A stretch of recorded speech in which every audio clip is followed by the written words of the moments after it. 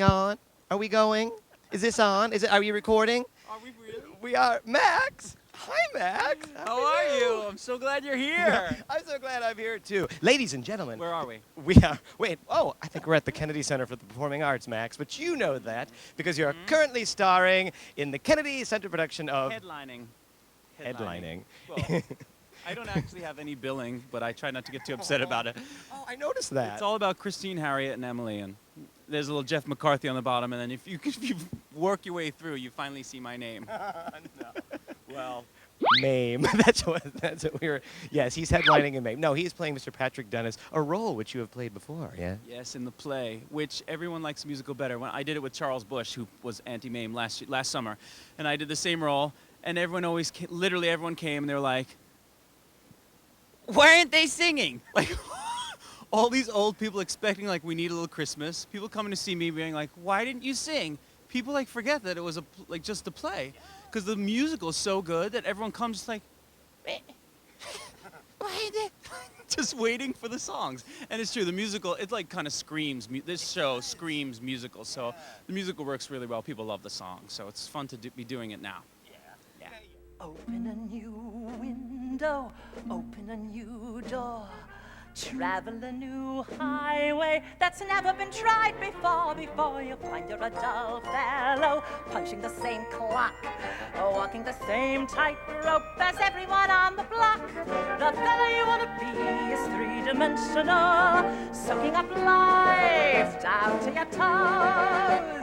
Whenever they say you're slightly unconventional, it's just bring your thumb up to your nose and show them how to open a new window, open a new door. Oh yeah, I'm gonna ask all these like theater questions, right? Like anyone cares, like that. But you know, coming from the play and going into this here now, there are similarities, but there are differences, Max. I mean, did you have to learn new lines? I did. It's not, most of the lines are there in the musical, but the scenes from the play were so much longer. So it's hard in the musical because you just have to do certain lines and expect to have like the same effect of a great scene that was written for the play. Like I have a fight in the play with Mame that's so beautifully written out, but here it's literally like 5 lines. So you kind of just have to, in your head, sort of fill in the blanks, which actually has been kind of hard. But, but I'm up to it. He's up for it, ladies and gentlemen. Okay, so Max, so now, you guys, the show too. I mean, there were some crazy mishaps at the show today. Not Max though; he was perfect. You were. Besides Harriet, what happened? No, that was the one. Oh, okay. Well, yeah, Harriet's dress fell off today. Yeah, her snaps broke, so she pretty much had to hold it up for her whole moon number. The best is one of those big, period dresses with 2 big humps on each side, and it fell off. And then it twisted around the front. It looked like she was riding a horse. This is live theater, ladies and gentlemen, only here. Yes. Now, have you had any mishaps yet? Me? No. Everything's been flawless. Okay, well, there's another show tonight. Yeah, except when Emily missed a scene the other day. I probably should talk about that. But Emily's playing Gooch, and she kind of just missed a scene. And Christine and I had to improv for a couple of lines. Other than that, they would have never noticed. Christine and I just kept staring at each other. Agnes? Oh my God, it's so scary to be on stage and someone just isn't there. Yeah. But so you just make it up and you go on. We went right on the show. It's pretty amazing. I've done many shows where nobody else was there, and yet I got on just fine, Max. Really. It happens though. It literally happens. Like for Emily, it's probably the only time in her life it happened. It happened to me a couple years ago at Paper Mill. I did My Fair Lady. I just in my dressing room just completely missed a scene. The actor's nightmare. Yeah, of course. But it's like forgetting lyrics. I think. You've got to have one where you do it big and and get it out of your system because it's going to happen at some point. So better that it's happened for me already. That's right. It's like that first. I can move on and just create now. Yeah, that first clink on the car. Once you got it, you're like, all right, I could relax. It's going to happen. Yeah, I could get in an accident now. Totally. So now, this is your first time at the Kennedy Center. Yeah, I understand now, but it's not your first time in DC though, is it? Or well, performing, yeah. Yeah, I mean, I visited like in 8th grade or like some random field trip as a kid, but I've never done a show here, and certainly not at the Kennedy Center. It's unbelievable. Yeah. Do you know DC at all? A little bit? I've been here a couple times for the Sondheim celebration. Oh, yeah. Hi, Sweeney Todd, starring Brian Stokes Mitchell and Christine Baranski, star of the hit TV show Sybil. And she was with that guy. What was his name? Dr. Dick. Tom Wopat of Annie Get Your Gun fame. Yes.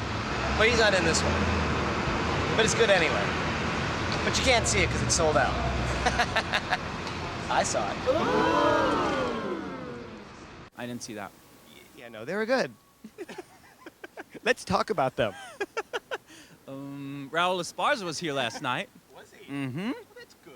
That's right, so you've been having all of your celebrity friends coming in from New York visiting you? Raul Esparza was here last night. I think that's the only. I saw that your folks came opening night. Yeah. It was great. It was awesome. Supporting you. Of course. And they live in New York, so it's easy for them to get here. And my little niece, my goddaughter, came too.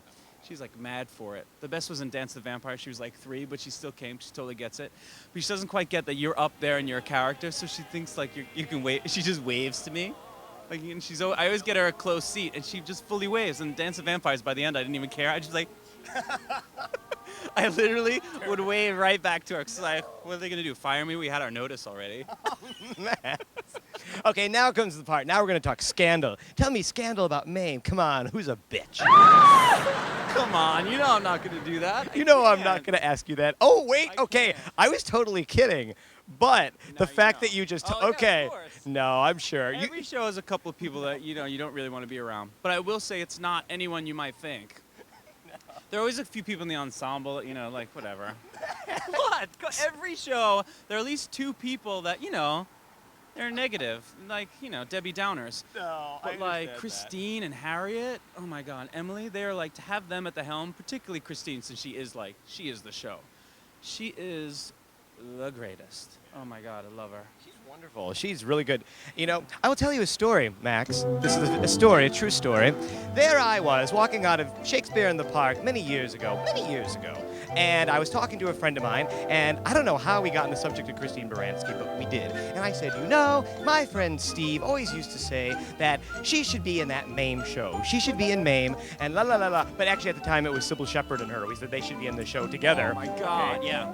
And all of a sudden, Christine Baranski turns around and goes, well, why don't you tell her? She was right in front of me, walking to past Central Park. Swear to God. Are you kidding? No, I'm not kidding at all. And my friends and I were like, who? And I think the reason she came up was because somebody had said something about Christine Baranski, but I missed that part, saying like she's right there. But I didn't know that. I'm like, Christine Brilliant. Baranski should be in Mame and blah blah. Yeah, I wet myself actually. She is so freaking cool. Like, all I heard from everyone, they're like, oh, you're doing Christine, you were gonna love her.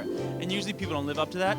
She's unbelievable. And she was Mame in high school. When she was a senior in high school, she was Mame. And since then, she's never done it. You'd think she'd be Vera, because she'd be like dead on. She's got that like drunken thing down, but she's a really good Mame. That was my idea, her to be the Vera, but whoa, Harriet Harrison's so great as Vera.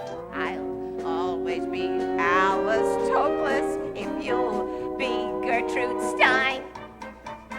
And though I'll admit I dished you, I gossiped and gloated, but I'm so devoted. And if I say that sex and guts made you into a star, remember that. Who else but a bosom buddy will tell you how rotten you are? Just turn to your bosom buddy for aid and affection, for help and direction, for loyalty, love, and for soup. Remember that. Who else but a bosom buddy will sit down and level with, give you the devil will